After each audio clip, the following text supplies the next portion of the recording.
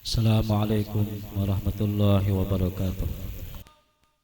Alhamdulillah, alhamdulillah murtadil hamdu li rizqihi zamana wa ja'ilil layli li khalqihi sakana wa mulbisi man ittaqahu min awakibihi jununa. Ashhadu an la ilaha illallah wahdahu la sharika lah wa ahmaduhu la ya'zubu anhu hibzu ma na'a wa dana wa ashhadu anna sayyidana wa nabiyyana Muhammadan abduhu wa rasuluh syahadatan biha yakunu aynama kunna ma'ana. Allahumma salli wa sallim wa barik ala sayyidina Muhammad wa ala alihi wa ashabihi salatan la nara bisababiha hamman wa la hazana. Amma ba'du fa ya ibadallah, usikum wa iyaya bitaqwallahi wa ta'atihi la'allakum tuflihun. Ma'asyiral muslimin rahimakumullah. Qala Rasulullah sallallahu alaihi wasallam, ittaqillaha haitsuma kunta wa atbi'is sayyi'ata alhasanata tamhuha wa khaliqin nasa bi khuluqin hasan. Rawahu Tirmizi. Artinya, bertakwalah olehmu akan Allah Ta'ala di mana saja kamu berada, dan ikutkan olehmu akan kejahatan akan kebaikan, niscaya menghapus kebaikan itu akan dosa-dosa kejahatan. Dan bergaullah olehmu akan manusia dengan akhlak yang bagus. Disebutkan di dalam hadis di atas ada 3 perintah. Yang pertama, bertakwalah olehmu akan Allah di mana saja kamu berada, kerana bahwasanya Allah Ta'ala selalu melihat atas engkau dan selalu memandang kepada engkau pada sekalian hal. Tidak ada kesamaran sedikit pun kepada Allah Subhanahu wa Ta'ala. Sayyidina Ali karramallahu wajhah ditanya orang apa arti takwa, maka beliau menjawab, at-taqwa al-khawfu minal jalil wal amalu bit tanzil wal qana'atu bil qalil wal isti'dadu li yaumir rahil. Takwa ialah takut kepada Allah dan mengamalkan apa-apa yang ada di dalam Quran, dan merasa cukup dengan yang sedikit, dan barang siapa berbadan bersiap-siap untuk menuju hari akhirat.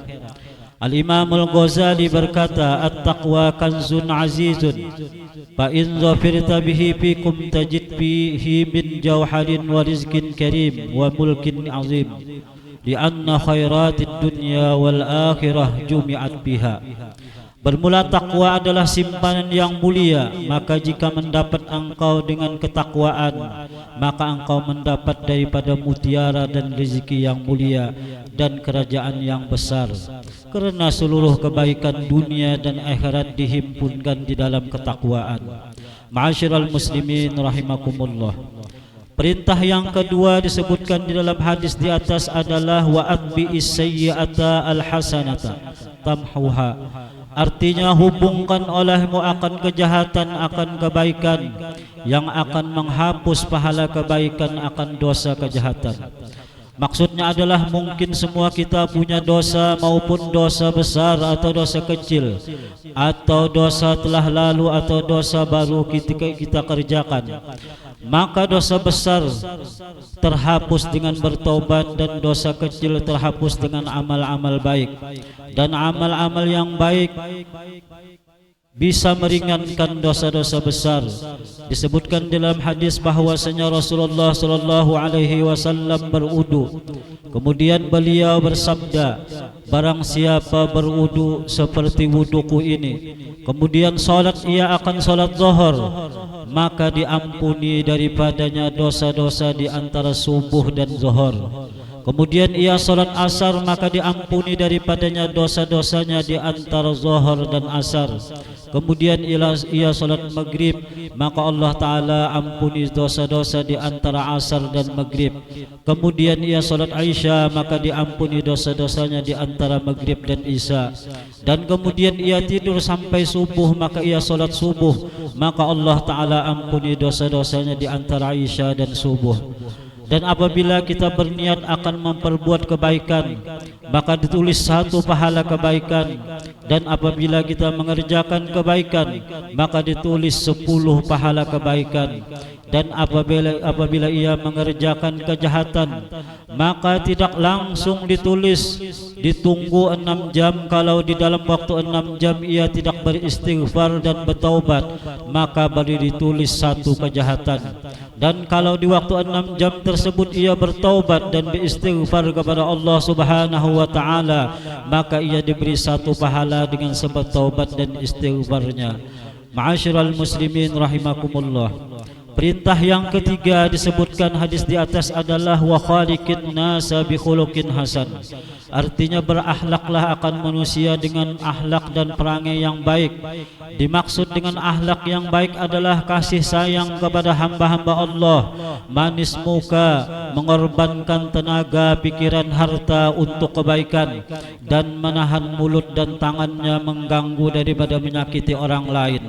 Rasulullah sallallahu alaihi wasallam ditanya orang, siapa yang paling banyak masuk surga nanti ya Rasulullah? Maka Rasulullah sallallahu alaihi wasallam menjawab, orang yang bertakwa dan orang-orang yang bagus akhlaknya. Mudah-mudahan Allah Subhanahu wa taala jadikan kita termasuk hamba-hambanya yang bertakwa dan selalu diberikan hidayah dan taufiknya agar dapat selalu mengerjakan suruhan dan menjauhi apa-apa yang dilarangnya, dan selalu dapat berbuat kebaikan dan berakhlak baik kepada sesama kita. Dan mudah-mudahan kita dikumpulkan di dalam surga bersama Rasulullah sallallahu alaihi wasallam. Amin amin ya rabbal alamin. Alhamdulillah wassalatu wassalamu ala Rasulillah sayyidina Muhammad Abdullah wa ala alihi wa sahbihi wa man walah. Usikum wa nafsi bi taqwallahi faqad fazal muttaqun. Wa idza quri'al Qur'anu fastami'u lahu wa ansitu la'allakum turhamun.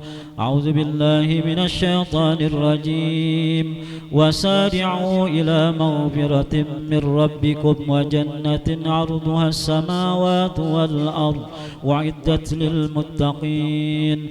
Barakallahu li wa lakum bil Qur'anil azim wa nafa'ani wa iyyakum bima fihi minal ayati wal dzikril hakim wa taqabbala minni wa minkum tilawatahu innahu huwas samiul alim. Aqulu qawli hadza wa astaghfirullahal azim li wa lakum wa li sayyidil muslimin wal muslimat wal mu'minin wal mu'minat fastaghfiruhu innahu huwal ghafurur rahim.